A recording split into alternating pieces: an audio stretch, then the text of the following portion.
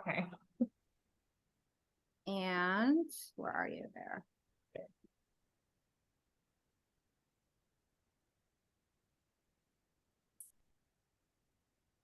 Okay, ladies, I am so excited for this experience, and I'm so excited it ended up being first. So this is our human design goddess, and she is going to give the idea of this. And I told her, you do you. Like, obviously, I don't, I want people to feel like a flow or whatever, but obviously I feel like human design, and I consider myself new to human design. Like, it's new to a lot of us, but what the idea of human design is it's a channeled system. Thank you. I was looking for the word. It's a channeled system that is like astrology, but like next level. And the idea is that you, just like with astrology, you don't want to like live and die by it necessarily, but it really helps you be like, oh, that's why I do what I do. And it also, like, it gives you like, you understand that, oh, that's how I was built. Sometimes we beat ourselves up for like how we show up because it may be a little different than like our peers. And then you see this and you're like, oh, like it's actually like how I was like designed.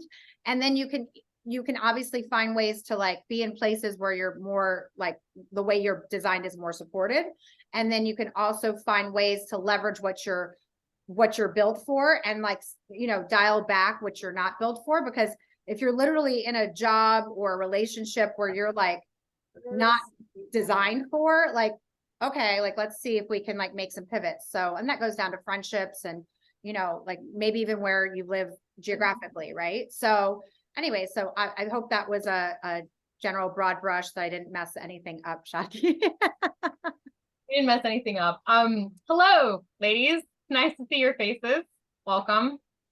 So the first thing I want to say about human design it really stands out in my mind is that this system is really a combination of the Chinese I Ching, of the Kabbalah, of the chakra system, of some components of astrology, because it has to do with planetary placements as well as quantum physics. It's very nuanced. It's very, it is the science of how you are different. So astrology really looks at archetypal energies and how those archetypal energies are reflected in your pattern, and astrology is based on the moment of your birth. Human design looks at two different timestamps. It looks at the moment you came onto the planet and 88 days or 88 degrees of a solar arc before you came onto the planet. And those two dates give us completely different information. This is a very different system. We compare it to astrology because it's the closest thing we have, but in reality, it's actually quite different than the information that we get within astrology. So I'm going to go ahead and share my screen. Okay, let me open up the chat too. That would be helpful because then I get to actually see questions. Hi. Okay. I'll keep the chat over here so that I'm like, I can see things as, oh no, that's not what I wanted to do. Hold on, guys. I swear I know how to use a computer. Okay. So, so can y'all see my screen? Yes. Yep. If I blow it up bigger than this, I lose you guys. So this is why I don't want to make it bigger than this, simply because then I won't be able to see your faces and I won't be able to see the chat. So as long as this is good, you guys can see it, we're good. So I titled this, You Are a Once in a Lifetime Event, because I really want you to understand the significance of your moment of birth and your presence on this planet and how huge that is. In order for you to have the design that you had to have, you were born at this specific moment in time where the planets were in a specific alignment, where the neutrino stream, the star dust that surrounds us, was flowing in a specific patterning through the filters of these planets at a specific moment in time. And so your imprint is really significant because there's no other time. There's no other person born necessarily in the same place at the same time, unless it was the exact same time that has your design. Okay, even twins are born oftentimes 15 minutes apart, or whatever, that would change their line expression of their chart as well, making them energetically different. So you are very significant, you are very unique, and the whole point of understanding your design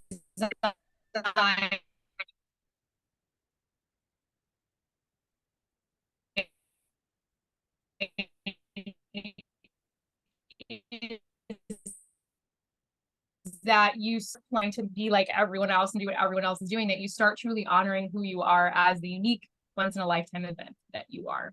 Okay.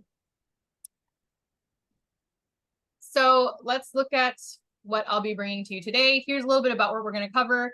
For those of you that don't have an idea or clue of who I am, I'll talk briefly about who I am and why I do what I do. The science of design, we're going to look at your aura type, which is the most basic beginning of the conversation about your aura. The mechanics of that aura type, there are 4 different types. We'll talk about them in a second. The deconditioning process, because this is what actually gets you into living your design. You don't have to try to be who you are. It's about not being who you are not.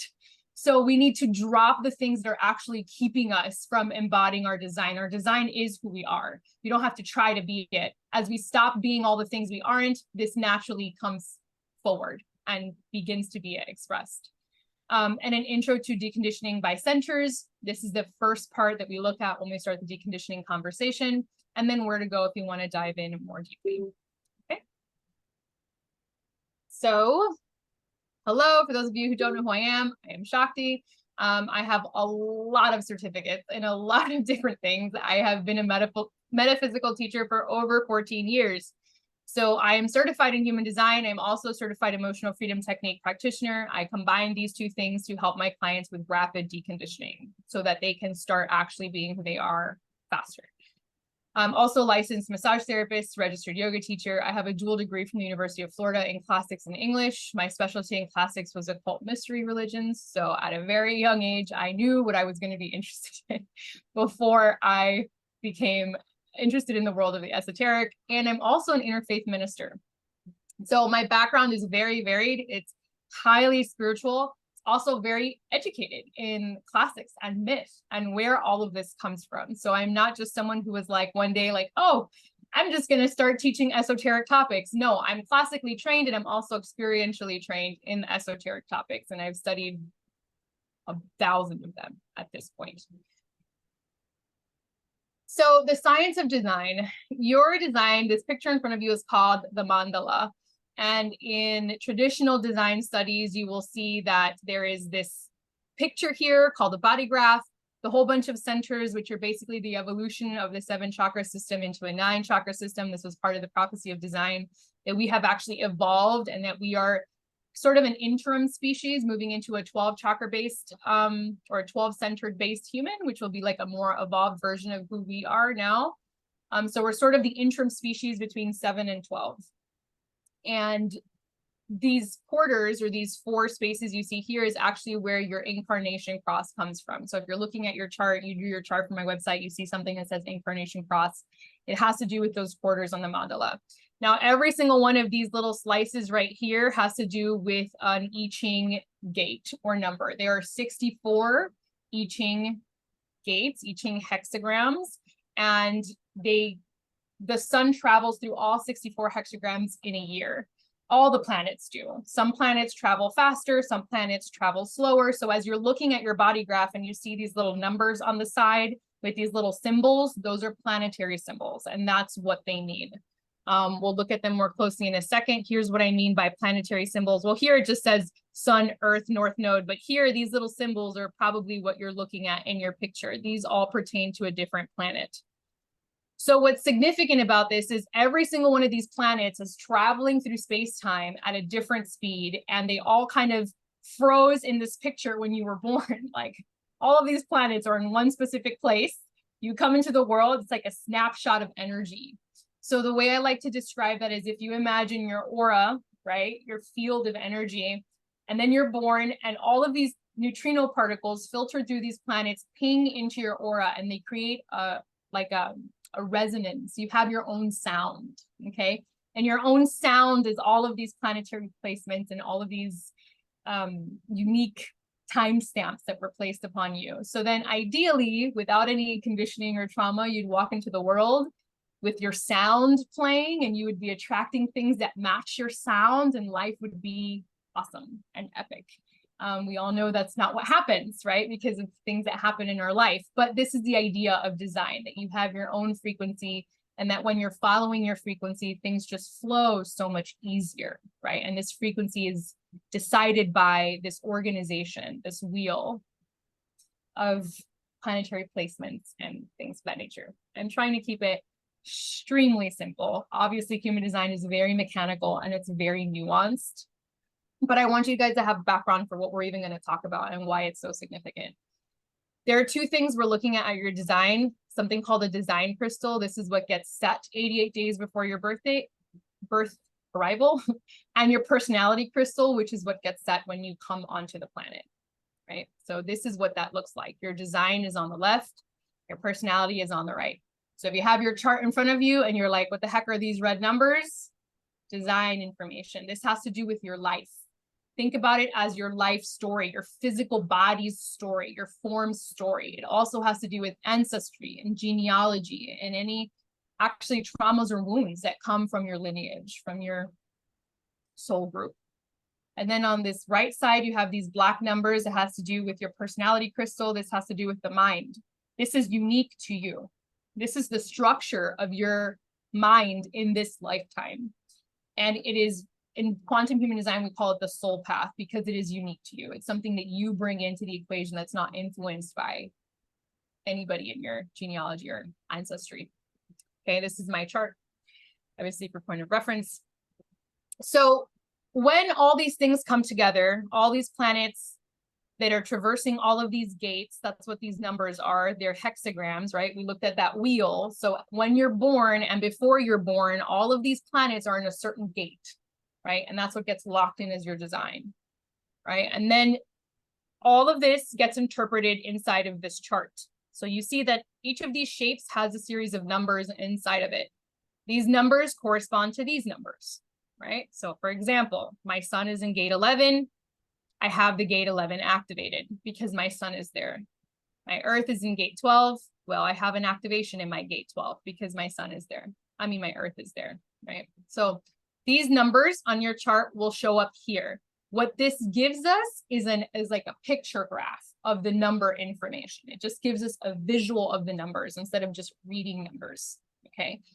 And depending on how all of these numbers come together and define certain centers or keep certain centers open, you then have what's called an aura type, okay?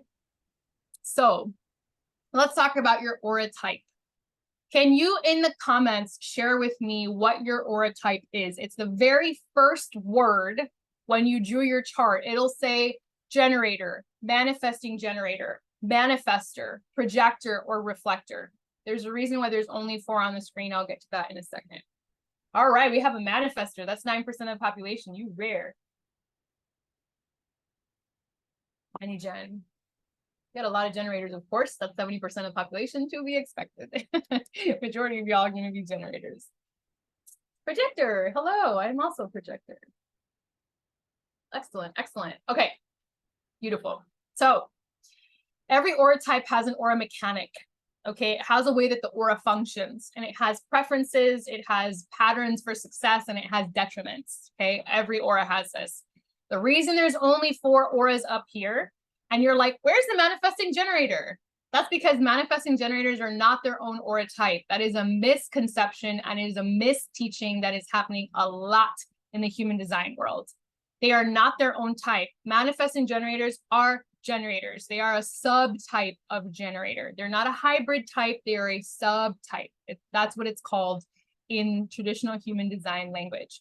So first and foremost, your job is to function like a generator. There are nuances to your aura, which I'll talk about as we go through this, but you are a generator. So I just want to make that clear because I know a lot of websites are talking a lot of stuff that isn't accurate to the original teaching. So you are the only pure manifester, which makes sense, Kayla, because you're only 9% of the population. So in this group of women, you'd be the only one, and that makes perfect sense. Like there's 2 projectors on. There's whoever mentioned, I think Eileen said she's a projector, and I'm a projector. That makes sense because we're only 20% of the population. So the majority of the people on here are going to be some type of generator because that's statistically accurate. They're 70% of the population. Yeah. So the statistics always hold true. It's amazing. No matter what room I'm in, it's always the same quantity of people. There's like always 1 manifestor or 2 projectors, maybe a reflector, and then everybody else is a generator. It's crazy. And we have a reflector in the group, which is a unique one. Yeah. Like Yeah. the cloud, but we do have a reflector, which I thought was cool. Yeah.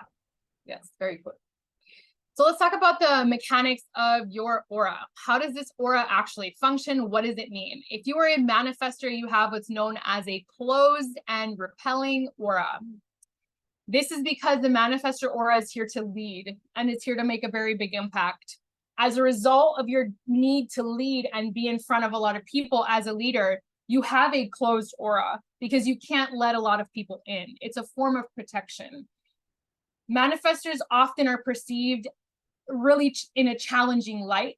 People do not take well to a manifestor aura in its power. It can be very intimidating. It can be overpowering. And that's because the manifestor aura is massive. It's the biggest of all the auras, and it is felt when it comes in and comes in out of a space. Oftentimes as children, this is the problem for parents of manifestors, because they will often try to squash the manifestor spirit because it is so intense. And as a result, most of the manifestors that I work with are actually very suppressed, and they struggle to access their sense of personal power because of that experience that they had. So yeah, closed and repelling aura. The point of it being you are protected. You let a few people in. You are meant to be kind of out there in a bigger way. We'll dive deeper into that in a second. We're going to go through each type. I just want to give you a kind of a picture and image of the energy of each aura. Okay? Who's the manifestor in our group? Kayla. Okay. Yeah. Generator and manifesting generators, you are the friend of all. You are the warm and enveloping aura. Your aura sucks things in. This is how you attract, actually, and we'll get into that in a second. It's very important. But every generator, manifesting generator that I know is one of the people I love the most. They are deeply loving, loyal, and beautiful humans. Their energy is very warm and friendly. The downside of that is that people take advantage of you a lot. So much like the manifestor, people reject them because of the sense of power. With generators, they take advantage of generators. So you have to be really on your toes about knowing who you're investing your energy in, because just because you have a lot of energy doesn't mean people deserve it. Okay, it's a big one for generators. So the projector aura is focused and absorbing. Now, Eileen, you are my other projector on here. The thing about the projector aura, and if you have people in your life that you love that are projectors, they are the most misunderstood of all the auras. Their aura is extremely focused and penetrating. The generator, which is warm and enveloping, is very much here to know itself. The projector is focused and penetrating and is here to know the other. Our gift is being able to know other people and to see into them, like we burrow into people's spirit when we are with them. People can feel that. And the thing about the projector, because it is the natural guide of the archetypes, is that we always want to give everybody our advice, and that's terrible. If you try to give unasked for advice, you will be seen as abrasive and annoying. That is the shadow of the projector. You need to know when your advice is warranted. We're going to talk about that more in a second when we go into strategy and authority. But know that your gift is to absorb. You absorb things so quickly, and you also focus in so deeply that you have the ability to see through others and to really guide powerfully, right? That is the gift of the projector. And last but definitely not least, my reflector, which is 1% of the population. You have what's known as a resistant and sampling aura. The reflector has no definition in their chart whatsoever. It's very unique. It's all white. There's no colored in centers. This gives them this sort of reflective coating on their persona, hence the reflector. When a reflector is not conditioned, they are very everything just flows right off of them. They get to sample other people's energies because they're so open. They get to sense what they like and don't like, and they take on and they get to decide what's for them and what's not for them. A conditioned reflector struggles with enmeshment. The biggest issue that reflectors have is that because they are so open, they get enmeshed in the lives of the people close to them. They lose their sense of self, and then they often struggle to figure out who they are, and separate from like a partner or their children or things of that nature, which can lead to getting trapped in really unhealthy relationships as a result of that. Okay. But again, at their prime, they are the elders, as I call them, the evaluators, because they're so able to kind of sample and deflect a lot of things. They get to gauge community on a collective level, whereas the projector is more about one-on-one penetration. The reflector is more of like a collective gauge or a barometer for community and society. So let me know in the comments so far, are you like, OMG, this is truth. It's about to get more real. Just wait, we're going there. This is true. All right, my manifester, here we go. Manifestors came here to inform and initiate. These next things that are going to come out of my mouth are really, really important for you. Okay. If you want to live a life that feels a lot less abrasive, you need to learn how to inform people before you initiate. Okay. So the manifestor is very internally driven. They're not really waiting for anything external like the rest of the signs. They're very driven by their own internal creative flow. When they get a sign that something is right for them to do, they're off into the races and they're doing it. But they often forget to tell other people what they're doing, and they think other people will just get it. No, people will not just get it. You need to inform them before you initiate. Inform people. You're not asking for permission. You're informing. Inform them of what you've been inspired to do, what you'll be doing, and then you can initiate the task. Okay. The next part of this is learning to work with your authority. You're either going to have an emotional, a splenic, or an ego authority. Don't necessarily have time to go through all that in this, but that's going to be one of your authorities.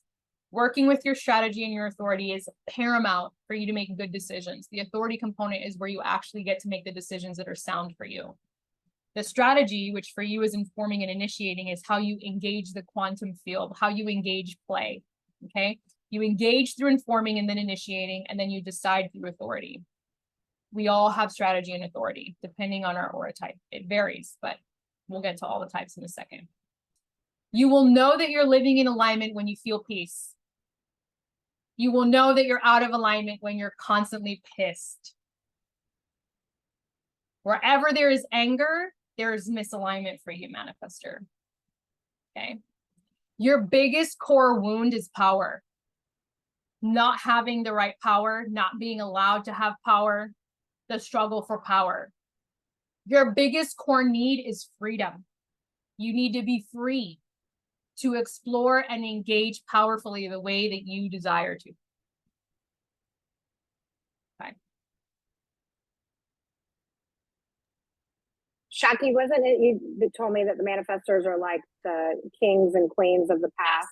Historically, there were only two types on the planet. One was the manifestor that was the royalty, which is why I suck as an employee. Accurate. Manifestors are not the greatest employees. They need to work for themselves because they will try to overpower their boss. Yes, they were meant to be kind of royalty, and then the generators were like the slaves or servants of like ancient history because they had all the energy, they had all the life force to do the work. And that's actually the wound. One of the biggest wounds of the generator is still being a slave to things that aren't good for them. We'll get there in a second, but yes. All right. Generators, you need to learn to wait to respond. Your aura is pulling everything towards you. You need to learn to have the intention and then wait for the external sign for when it's right for you to act. Okay. Waiting to respond allows you to pull things into your field, and then with your authority, which is either going to be emotional or sacral, you're going to learn how to make the right choice. Once you see the sign, okay, waiting for the sign, then you're making the choice. This is the dynamic of the generator. Waiting for the sign, external to you, making a choice. You will know you're doing this correctly and you're living in alignment when you feel deep satisfaction at the end of your day. When you go to bed and you feel satisfied with what you've done, nailed it. Good job. But at the end of the day, you feel frustrated as fuck. Didn't nail it. Time to reassess what's going on. Frustration is not necessarily an invitation to quit. Frustration is just about reassessing. Okay. For generators, because I'll spend most time here because most of you are generators, you need to understand that even if you need to quit something, you need to quit in response. Everything in your life happens in response. That's a major decision. You say yes to an opportunity in response. You walk away from an opportunity in response. And you're waiting for that external signal of it's time to go. It's not coming from in here, it's coming from outside of you. Okay. It's very frustrating for generators because they have so much energy and they just want to like, oh, gotta do the thing. You gotta make a choice, gotta make a decision. And their sacral is like buzzing and they just want to like do things. It's like, this is why you exercise, generators. Exercise is very important for you. Okay. You need to move your bodies. If you're not moving your body, your sacral will drive you nuts. Okay. What ends up happening to generators that don't actually use their life force energy, you're the only type with a defined sacral. The only type with a defined sacral. If you do not move that energy through your body every day, you will end up binge eating at night, binge watching shows till like 3 a.m., trying to disperse your energy because you have so much of it built up. You're looking for an outlet. Okay. So if you don't use your energy, you will self-destruct. This is like a border collie that doesn't get to herd. It just gets trapped in an apartment and it destroys everything that's in there. This is the archetype of the generator. Okay. Yeah, I'm seeing a lot of yes, me. Yes, yes, because of yes. Right. Okay. So frustration is your invitation to reevaluate. All right. Your core wound is joy. That's the core wound of the generator. It's joy. It's your life force being siphoned into things just because you have the energy for it, not because it brings you joy. This is the wound of the slave. Generators make great corporate employees. They can work all hours. They will bend over backwards to do what you've asked them to do. But simply because you can do something doesn't mean you're meant to. Okay? Your joy, what lights you up, is it. And your core need is energy. Your core need is to feel energy, to feel energized by what you do and what you're engaged with and who you're around. Okay? Is this already like changing every generator's life on this call? Like, shit. Yeah, absolutely. Absolutely. Yes. Yes. I'm not surprised, Eileen, your work is with joy. That's the wound of the generator. That makes sense. Perfect. You get it. You know, who else to speak on this than a generator? Like, it's perfect. You teach movement. Of course you do. See, so much of human design should feel like validation, not like new information, by the way. If your design feels like, oh, I had no idea, you gave me the wrong birth time. I'll tell you that right now. Human design should feel like, oh my God, that's why. Yes, thank you for saying that. That's what it should feel like. It should feel like profound validation. All right, Stacy, we'll see you. Yes, Jeanette, exactly. And they will make you work. People can sense that you have workhorse energy. They will put you to work. Okay. So let me explain the difference between generators and man-gens here. Man-gens will experience a combination of anger and frustration in their not self, when they're not in alignment. It'll kind of switch back and forth between anger and frustration. Okay.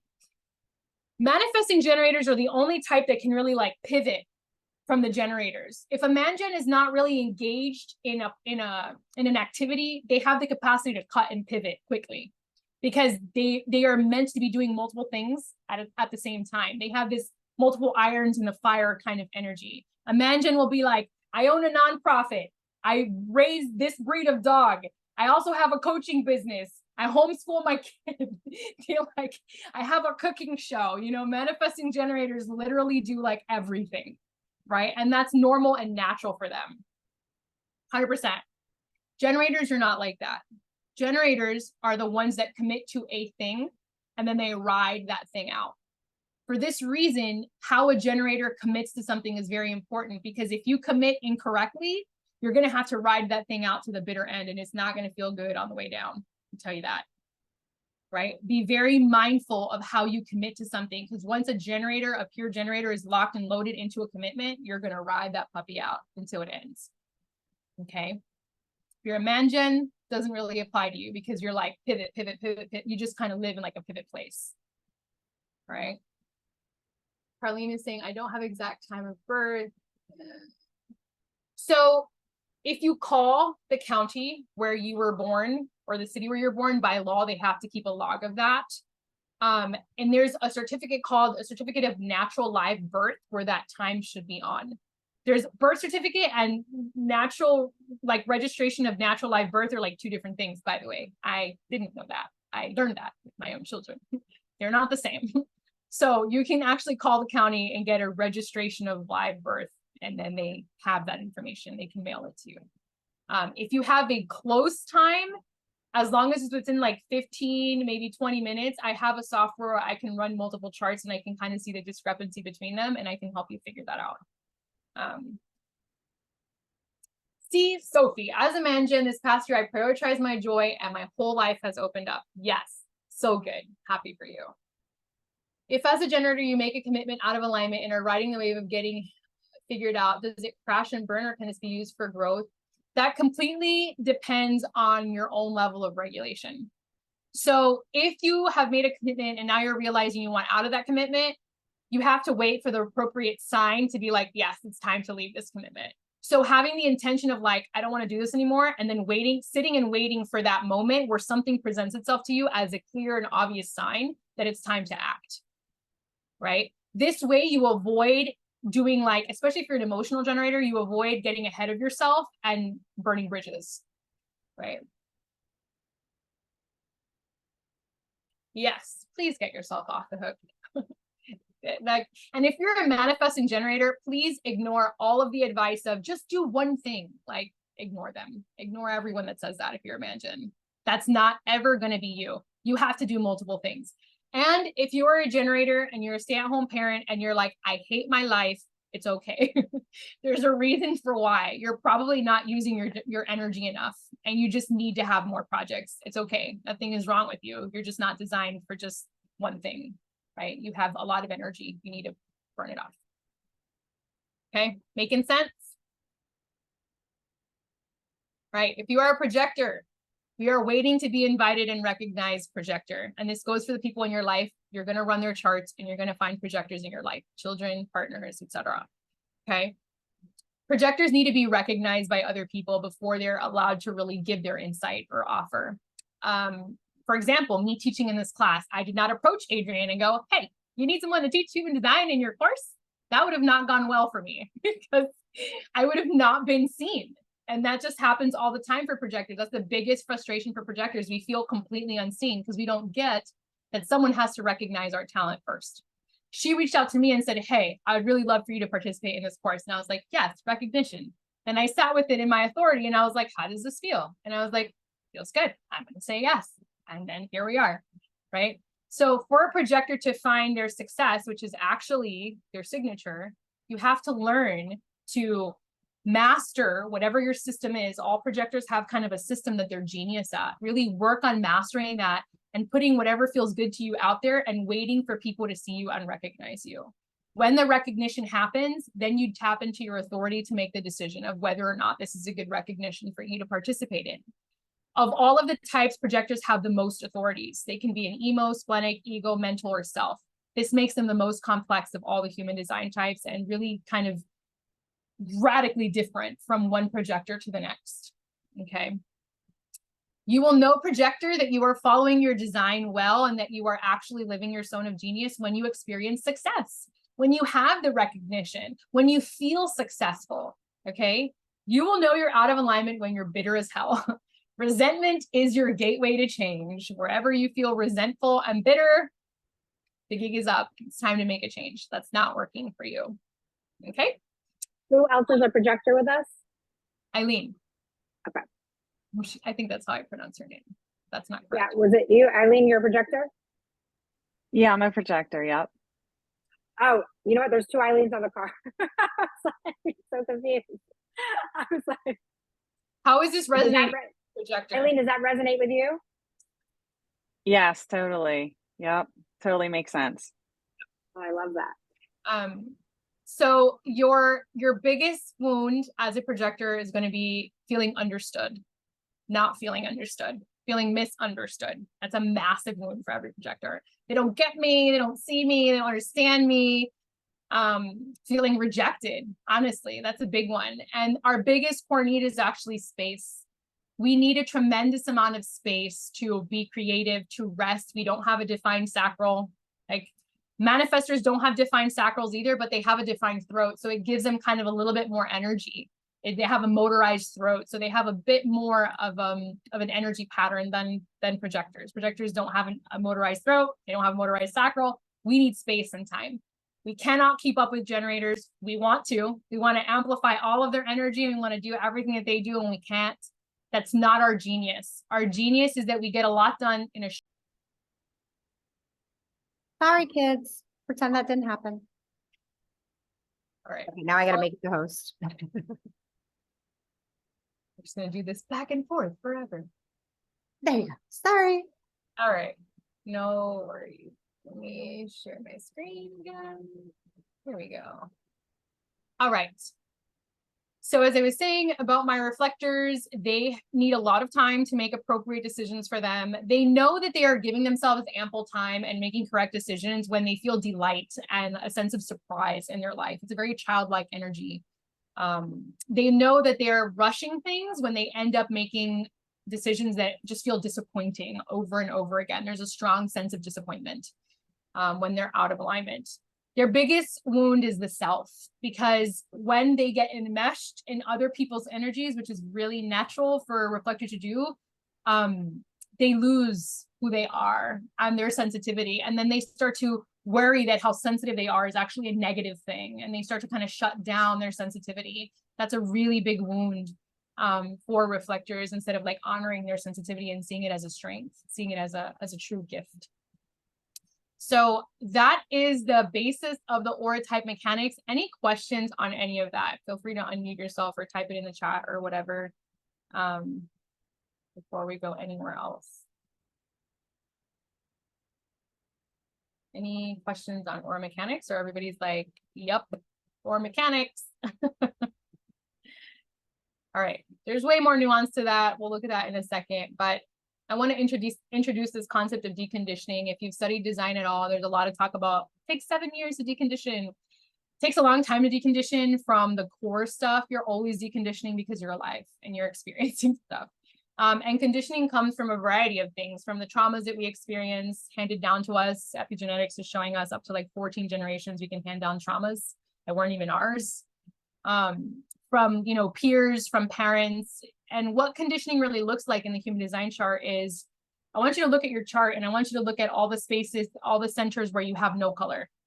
So where you are white in your chart is where you are more likely to become conditioned. And we're going to talk about these centers in a second. But where you are white, it's like you're far more likely to be conditioned because you have so much variability in your experience of that center. Where you are defined center-wise, you have a sense of consistency of energy. So you are consistently that way, okay? And so it's not that you can't get conditioned there, it's just harder because you have consistency.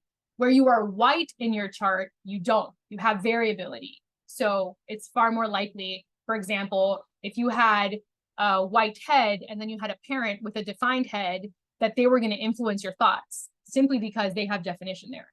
So then you leave them and you're like, oh my God, I don't even know what I think, because you're so used to being in the conditioned space of that parent. Makes sense how that plays out? This also explains why when you're in relationship to certain people, you're like, for example, if you have a white spleen, who has this triangle white in their chart? Yeah. You can raise your hand or you can comment in the chat. This chart, this triangle all the way to the left, white. Your core wound right here, you don't know when to let go of something. So if you're in a relationship with someone who has a defined spleen, you're like, oh, but when I'm with them, I feel so good. Because this center has to do with well-being. It has to do with like safety, security. So when you're dating someone and you're with someone that has a defined spleen, you're like, I don't want to let you go, because if I let you go, I'm going to lose that sense of well-being. This is part of what makes breakups so freaking hard. And leaving parents, et cetera, et cetera. Is this blowing your mind? This is just like a really microcosm introduction into why relationships and human design are like mind-blowing. That's fascinating, because my spleen is open and I have the heart. When people like give me up, I am like, yep, Don't leave me. Exactly. Exactly correct. Dating business. You know, I've been approached about that and children too, because I'm a parent of small kids and it's changed the way that I parent radically. And people are like, please teach this. We need help. So I'm going to go through the centers and I want you to look at your chart and I want you to get real honest about where you probably need some deconditioning work. Okay. So if you have an undefined head and mind, okay, the wounds here, white head and mind, are asking questions that don't matter and driving yourself crazy as a result, and always needing to be certain. 70% of the population has these two white. Marketing was made for us, for the white heads and the white minds. Yeah, exactly. You are the ones, myself included, who are on the Instagrams going, I fucking need that. I don't know what that is, but I need to buy that immediately because it's going to solve a problem for me. Okay. This is where marketing comes in. All right. So if you have defined head and mind, your wound, okay, your wound, if this is colored in, is thinking you know better than everyone else. If you have a defined head and mind, you're like, my way is the fucking way. I was raised by a whole bunch of defined ajnas, including my older brother. And let me tell you, as the only undefined ajna, it was a mess. Yes. Okay. If the top is white, but the lower is green, defined, then this is up here, you are sort of receptive to ideas and inspiration. So you're like on the receiving end if your head is undefined, but if your mind is defined, then your opinions are like, these are my opinions. My opinions are right. My beliefs and my opinions are the opinions, right? So if you are undefined in both, you are the traditional open-minded person. Literally, you will be very flexible in mind. You'll have the capacity to hold different perspectives and different beliefs all at the same time, and they'll just flow for you and it'll make sense. It's so problematic. Let me give you some perspective on being defined here, y'all. If you have a defined head and mind, understand that you are an antenna for inspiration. So watch your tendency to always wanting to be right, and instead lean into the fact that you are wildly inspiring for everybody else that doesn't have definition there. You have the capacity to influence people so strongly because you are literally an antenna for inspiration and ideas.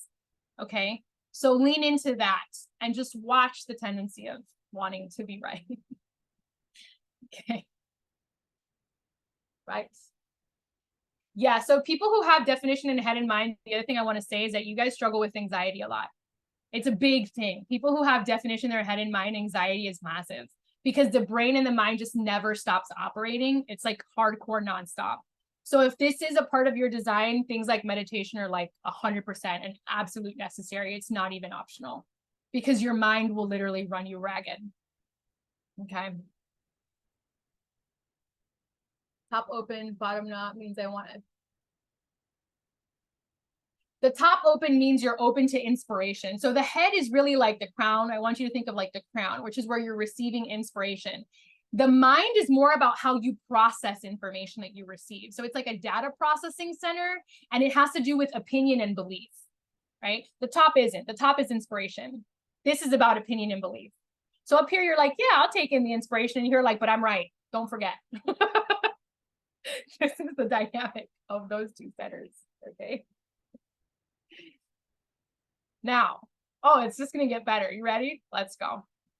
If you have an undefined throat, if your throat is white, you will be willing to do and say anything just to get attention. You're like, fuck it, I want all the attention. I will do whatever it takes for someone to notice me. Notice me. And what ends up happening with people with undefined throats is that you don't time your speaking correctly when you're not aware of this. And then you'll like say things and people will be like, what the fuck? Like, that was random. Like, why are you saying that? Like, it's so weird. You'll just get rejected automatically. Okay. So if you have an undefined throat, the biggest thing I can tell you is learn to work with your strategy and your authority to know when's the right time to speak. And every time you want to speak or do something, ask yourself, what's my motivation? If my motivation is just to get attention, that's the wrong motivation. Shut up. Don't say it. Okay. I feel so stupid. That's okay. Like naked. Yeah. Okay. Yes. So if you have a child with an undefined throat, what they're going to want to do is look at me, look at me, look at me, look at me. The undefined throat child wants your attention above everything else. They will be like, look what I can do. And it's like a hop. Look what I can do, you know, because that's how they're built. So recognizing them is important, and also asking them, hey, is there a reason you want to share that with me right now? Beginning to teach them the importance of minding why they're saying what they're saying. Not because you want to judge them or shut them down, but because you want them to build awareness around that. Okay. You have a defined throat, you are going to want to talk all the time, likely, and your voice is the one that wants to be heard in a room. If you have a defined throat, when you're around other people who are undefined, you'll notice that they'll just start talking more because you're putting pressure on their throat. It's like your definition makes other people want to talk at you. But in reality, you're the person who's designed to speak a lot, consistently. Okay. People with defined throats, yeah, you run your own podcast. You can talk all day long and you're not going to burn this out. If you have an undefined throat, you're not designed for that. Be very mindful of overusing your throat. Because this is how you end up with thyroid issues. This is how you end up with there's just an imbalance of energy, too much activity, too much doing and talking, because this is the center of just action and speaking, not just speaking, action too. Unaligned action will burn this out. Okay.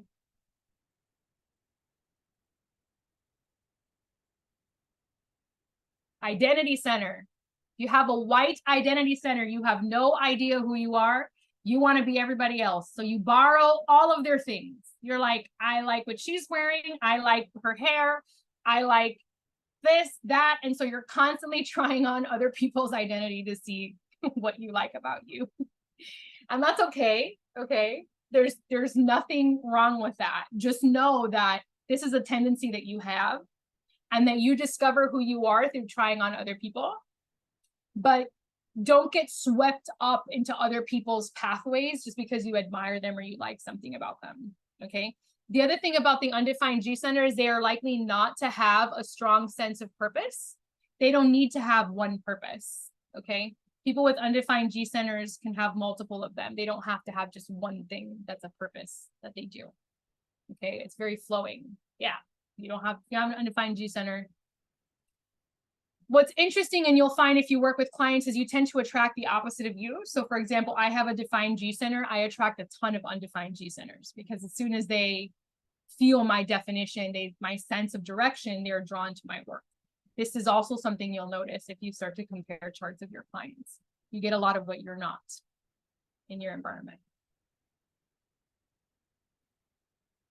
If you have an undefined ego, this one's the most important center of all the centers. I want you to listen very closely to what I'm going to say. If this here, it's a circle, but in your chart, it'll be a triangle. It's the smallest triangle in all of your chart. If this triangle is white, this is where your ego sits. This is where your sense of will, your sense of worth, and anything that has to do with money, resource, business acquisition, all that stuff sits here. When you're undefined here, your wound is that you want to prove yourself to everyone. You want to prove yourself to your parents. You want to prove yourself to your partner. You want to prove yourself to everything. You didn't come here to prove shit. That's not your trip. Your trip is to be who you are. I have a defined ego. I did come here to prove shit, but I'm built for it. Okay, you guys aren't. This is also why you'll struggle with motivation. Why you're like, I don't know what happens. I go see someone like Tony Robbins, who has a defined ego, by the way, and I'm so inspired. And then I leave and I'm like, fuck, can't do anything. There's a reason for that. You have inconsistent motivation. You're not built for consistent motivation, so it's going to be harder for you. Okay. You can't just decide you're going to do something and knock it out. It doesn't work that way. Okay. These are also the people that end up in narcissistic relationships because you're like unsure of their worth. So then they end up drawing in people who control their worth entirely. Okay. Be mindful of that. You can harness your motivation by revisiting it every single day. So have something you listen to or do that just reminds you of why you're motivated, but also don't beat yourself up. Do not beat yourself up if you just can't do the same thing every day, even though you said you're committed to it. It's just not going to be for you, most likely. Okay. When it is defined, yes, gladly. You have a very strong sense of worth. Likely other people, even when you don't intend it, will see you as being egotistical or too much. This is a story of my life. Because we have such a strong sense of self, and it doesn't vary on other people or things around us, okay? We also have a strong sense of like, this is what I'm going to charge. This is what my services are worth. And we don't really struggle with that because we have a definition of sense of self. Now, yes, strong presence, exactly. Very noticeable. Defined egos are super noticeable in space. You can almost pick them out. They really do stand strong. Healthy boundaries, healthy sense of motivation. The thing is here, you want to make sure you don't overdo it and become egotistical, based on that. See, we balance each other out.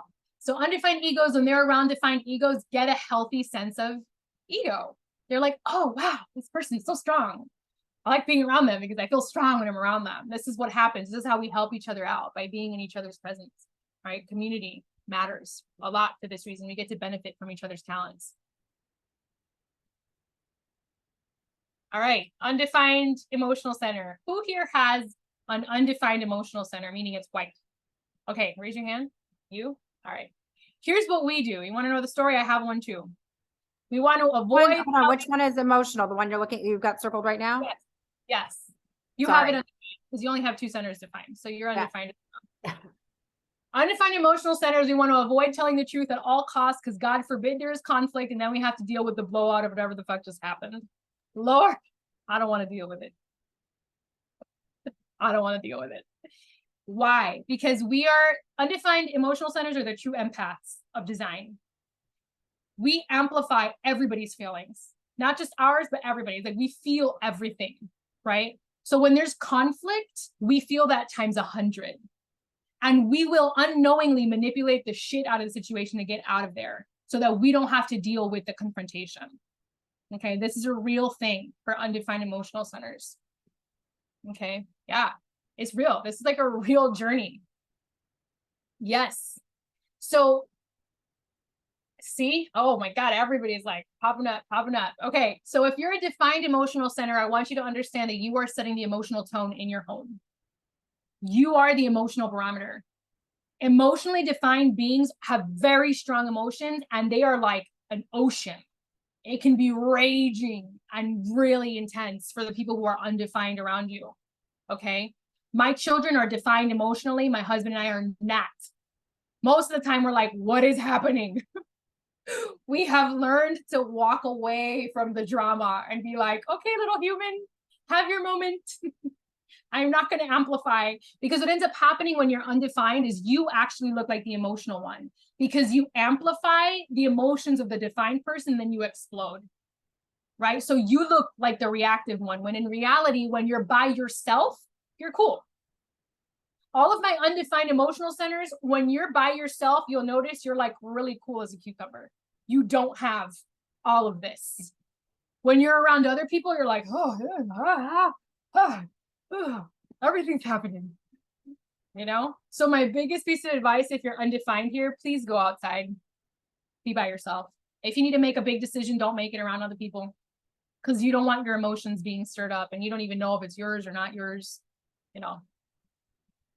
We heal through dealing with confrontation. This is actually one of my specialties, and one of the things I teach in my Business by Design course is that where you're undefined is actually your greatest wisdom. I'm undefined here, and a lot of my work is emotional regulation. I'm massively wise here. And I've learned to make that a big selling point for my career. I'm really good at it because I'm undefined and I see the patterns. Okay, so that's kind of like a secret thing. It's weird the things you are saying is undefined resonate so much with me, but mine is defined. So the other thing I find a lot, thank you for saying that, Kimberly, is if you were raised in an environment, let's say where you had a parent that was undefined and they sort of trained, not like intentionally, but just like by example to be like them, because we mirror. This is why a lot of projectors and reflectors who have parents who are manifesting generators end up like being like, but I feel like a man-gen. I have all this, like I do all these things. And I'm like, it's because you've been conditioned to be a manifesting generator because we're raised by one, right? It doesn't mean that's true of who you are. And as you start unpacking that, you realize how much of that was not you and how exhausted you are from trying to be that. So this happens a lot of times where we end up mimicking our caretakers primarily because that's the aura that we were in all of the time, right? The other thing, if you have an emotionally defined center, this is automatically your authority. If this is colored in, you are automatically an emotional authority, which means you do not make spontaneous decisions. You wait. You are not meant to make spontaneous decisions. Don't make decisions on a high. Don't make decisions on a low. Wait until it evens out, or else you end up shooting yourself in the foot. Okay. What if you are defined and you have no emotional connection yet? I don't really understand that question. Can you rephrase that? And then I'll revisit that. Emotionally, so someone doesn't have to be aware that they're emotionally undefined. They, just by their existence, are defining the emotional environment just by being who they are. And if you are married to someone who's defined and you're undefined, know that the greatest thing you can do when things start to get heated is walk away. Don't be in their space when things are starting to get real, because you will literally explode and go nuts from feeling all of the energy coming off of that person. Just step away. Give yourself the space. Okay.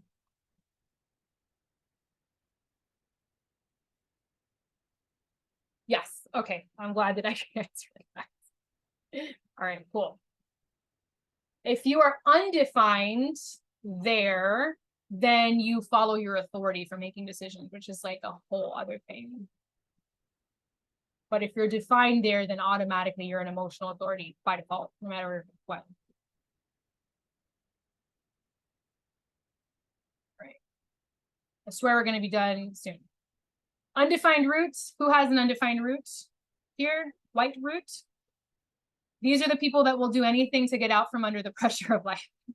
They're like, just get me away from this. I don't want to do this. I don't want to deal with this anymore. I'll do whatever you say. Just get me out of the pressure. Okay. These people do not have consistent pressure access. This is a pressure center. Okay. If you are an entrepreneur and you have an undefined route, it's going to be very hard for you to have consistent launches. You don't have the pressure for that.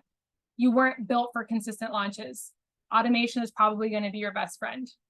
This is something else I teach in that course.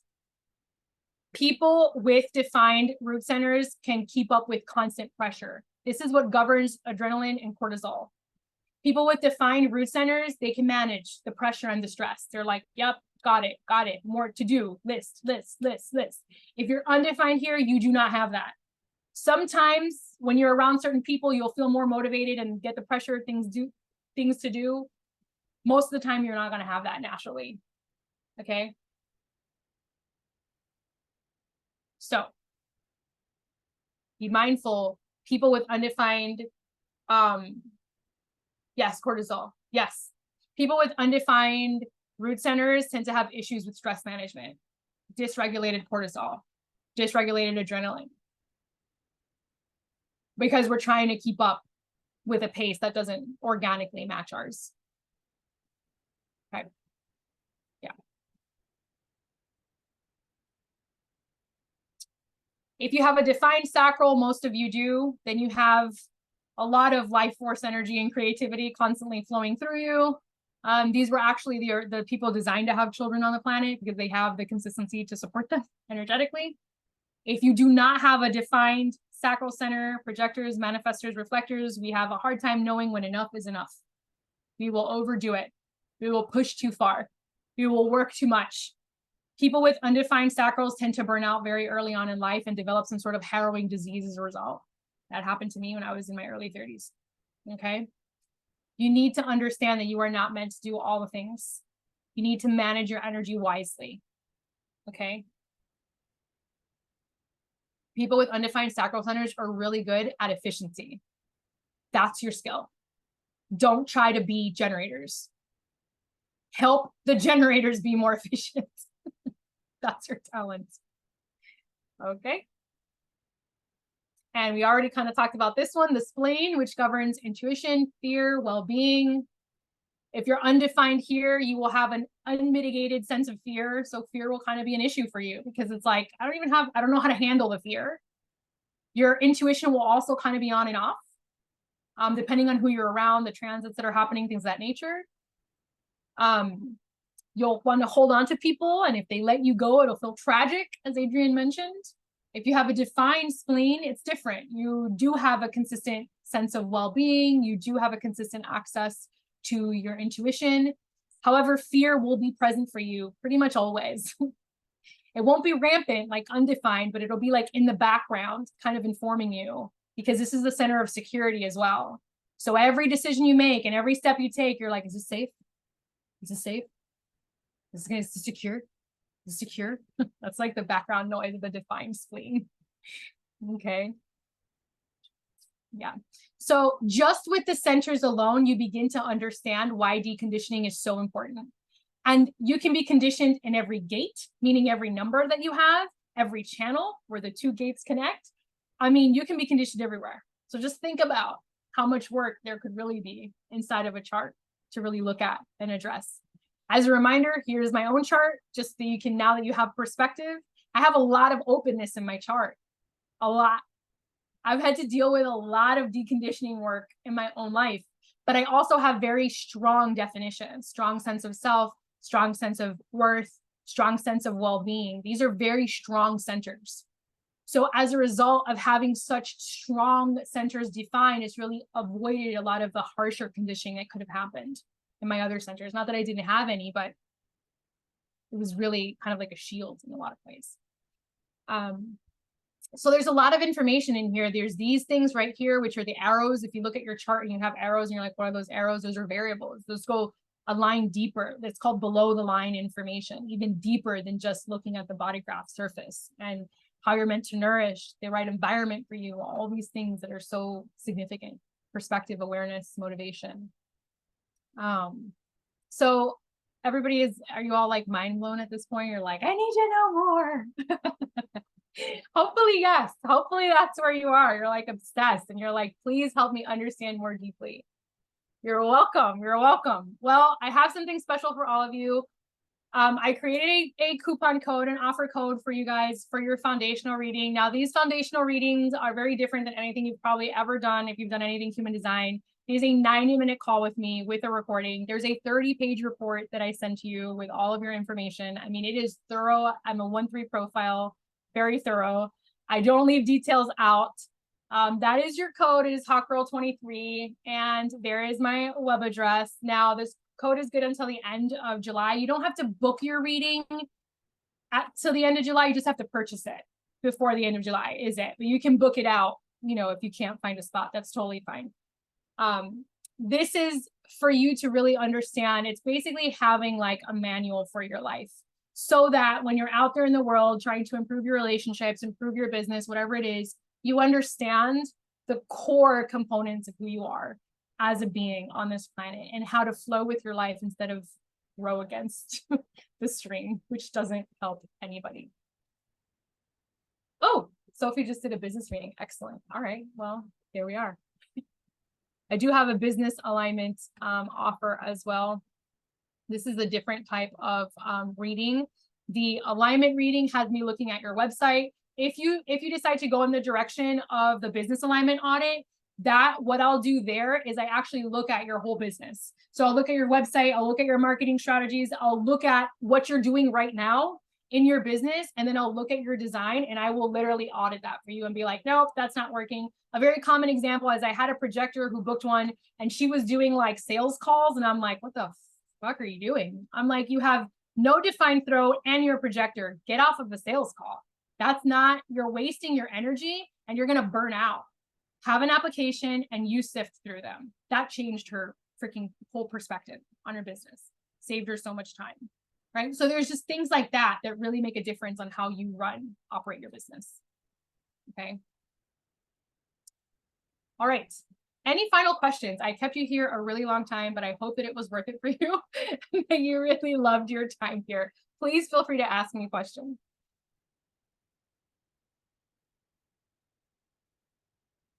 Unmute yourself or in the chat. I'm happy to do whatever.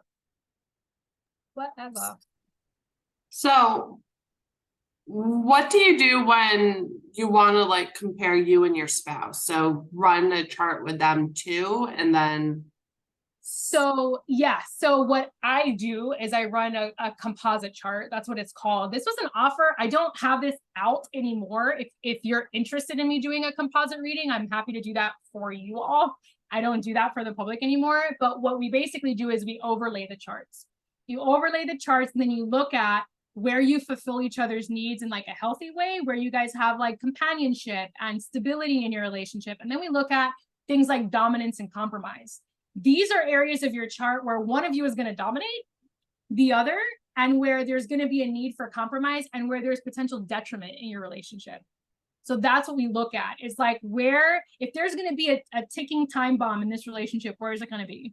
And how do you handle that now with this awareness? And if you have different aura types, that's very significant, because learning how to love the other aura type is like massive. For example, if you're a generator in a relationship with a projector, the projector is really designed to guide the generator.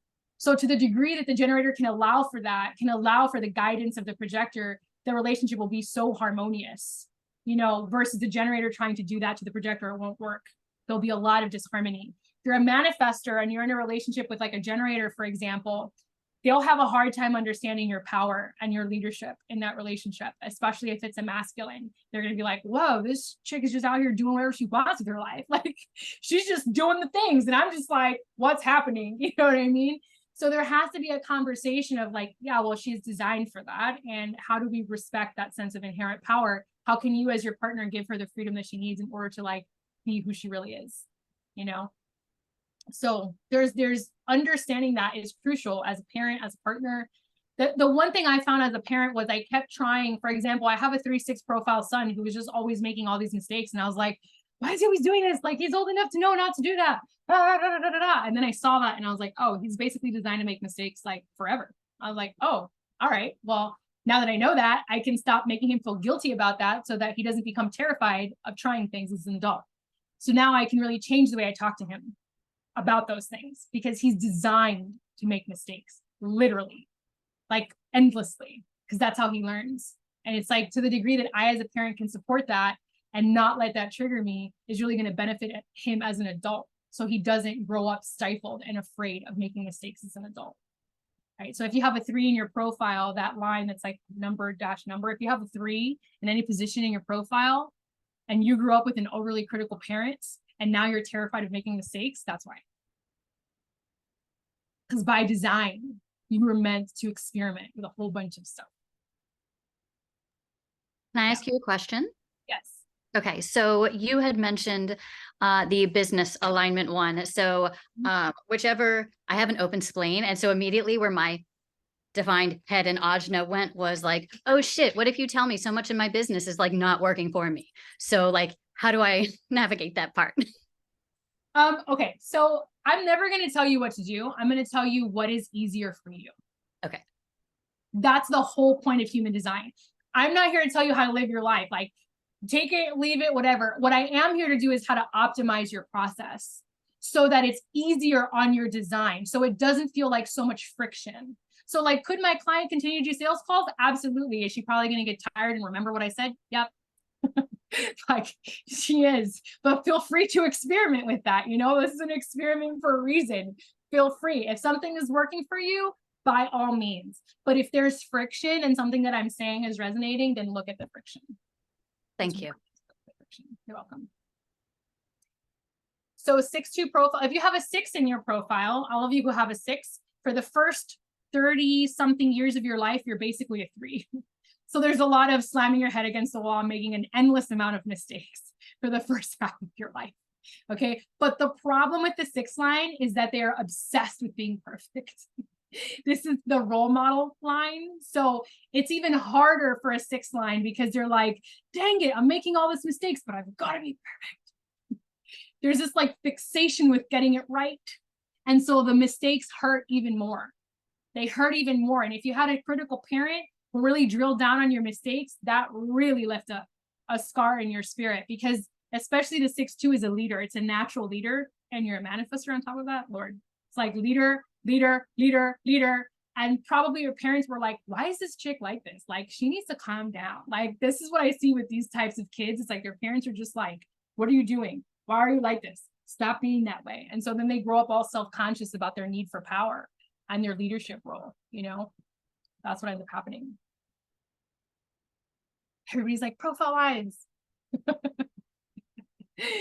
5-1s are the natural solutionists. So y'all are the ones that like, I have this, okay, Joe Dispenza is a 5-1 per perspective. So he created a solution that fit many people. Okay, this is what 5-1s are really good at, creating these broad solutions that work for people. However, if you have a 5 in your profile, whether it's a 3-5 or a 5-1 or a 2-5 or whatever the heck it is, if you have a 5, the one thing you're going to run into a lot is that people will not like you for no reason. They'll just like reject you. They'll just be like, I hate you. I don't know why.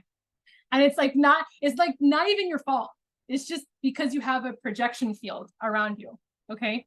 So if you have a 5 line in your profile, people are either going to hate you or they're going to say that you can solve all their problems, and then they'll just shove everything on you and be like, you fix all my issues. Those are the two things that'll happen. Massive rejection, or like, you solve all my issues. Okay. So don't be offended if you post things online as a 5 line and people are like, hate you. It's like normal. It's like, it's going to happen. If you're a 1-3, which is my profile, you are what I call the scholar scientist. So we're obsessed with learning. The 1 line knows more than everybody else. They are the ones who will research things to the bitter freaking end. The 1 lines are the foundation of society. So if you want to learn information from anyone, the 1 line is the learn from person. Right? 1 line, and then the 3 line experiments with everything. So basically what we're doing is we're learning everything to the bottom, and then we're making all the mistakes and figuring out what works and what doesn't work from an experiential way. Okay, 1-3 out here. 2-4 is going to be the resistant socialist. No, I'm kidding. The 2-4 is what I call the 2. If you have a 2 in your profile in any position, you're a natural genius at something. There's something that you have that you're gifted at and you didn't have to work for. It's not like the 1 line. The 1 line studied everything. The 2 line just knows some shit. Either you're a genius artist or you're a genius musician, you're a genius something that's naturally brilliant of who you are. But if you're 2-4, the 4 line is a very social line. So if you have a 4 in your profile, that's the one that wants to like network and connect. But as a 2 line, you're a natural hermit. So you like to connect, but on your terms. You vet your people. You're like, I want to go network, but on the community that I chose. I don't want to network with just everybody. I want to network with my people. This is the 2-5, the 2-4. Yeah. The 3-5 is the scientist activator. So these are the people, this is also Adrian, who is making all the mistakes, figuring out what doesn't work in a very experiential way, and then telling everybody else how to fix it. That's the 5 line. The 5 line is like, this is how you fix it. This is the solution, right? So that's the gift of the 3-5. However, the 3-5 is a very, very difficult profile. It's probably the most challenging of all of the profiles, because your tendency will be to want to feel like a martyr because of all the issues that you face in your life. You'll likely feel like a martyr, the 3 line. And then the rejection you face as a 5 line will feel really difficult for you as well. So you pull up your chart, there's these 2 numbers. This is profile. There's like a number, dash number. And so the position of the numbers matters as well, but that's like another nuance. But I'm just giving you generalizations of like numbers, things to look for in the numbers.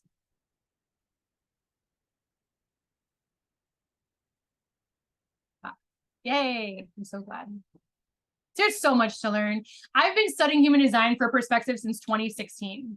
So I just want you guys to understand, I'm not new to the human design train. I know that's like mad popular now, and like everybody's on there. But I've been doing this work for a very, very long time. I'm also a projector, and I'm a 1-3 profile. So you know homegirl has done her homework. You know homegirl has been in the game for a long time, working with the people Thank you, Carly. Working with the people, doing the thing. I believe that human design should be way more accessible than it is. My prices are very fair for the community of human design. I think it's ridiculous what some people charge for foundational readings and things, just because it makes it so inaccessible to a lot of people. Everybody should have access to this knowledge. Everybody should know how they work. It is our right and a privilege to be alive on the planet and to know how we operate, and to give ourselves the gift of knowing that for ourselves, for our children, for our relationships, so that we have a better chance at, you know, creating the world that we want to live in, right? And that we love. So happy to support you. You're so welcome. So much love in the chat. So welcome. It's been an honor and a pleasure. Y'all know where to find me. I'm sure I'll be around in the hot girl summer, but now with everything else that you get to learn, please run it through the filter of your design. Take everything into the filter of your design. Is this for me? Can I keep up with this? Is this organic for my nature? This is going to really help you to stop putting so much pressure on yourself and not feel like you're failing all the time. Cool. Yeah. All right. Love y'all. Thanks, y'all. Okay, so Shakti, explain the replay. I'm gonna what's just so I understand the mechanics of it.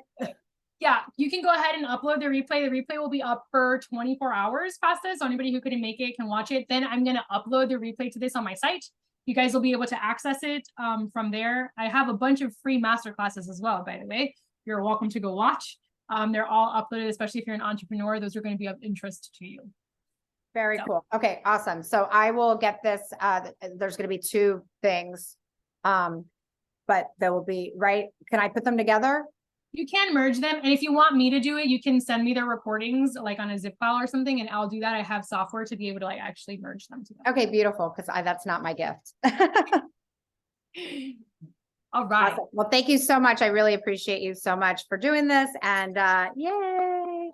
My pleasure. Okay, Bye. see y'all later. Bye.